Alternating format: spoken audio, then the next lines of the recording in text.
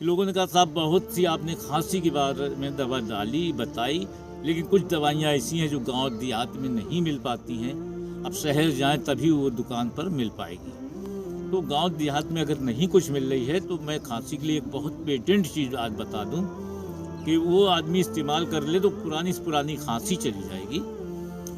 करना ये है कि खांसी के लिए एक 100 ग्राम ले लें पीला सरसों, 100 ग्राम पीला सरसों, उसको पीस लें महीन करके और शहद में मिला दें, शहद में मिला के रख दें। अब वो सुबह शाम एक एक चम्मच चाटें, पुरानी से पुरानी खांसी से निजात पा जाएंगे। पीली सरसों पीस के और शहद में मिला के उसको सुबह शाम एक एक चम्मच चाटे, पुरानी से पुरानी खांसी खत्म। चलिए, अल्लाह।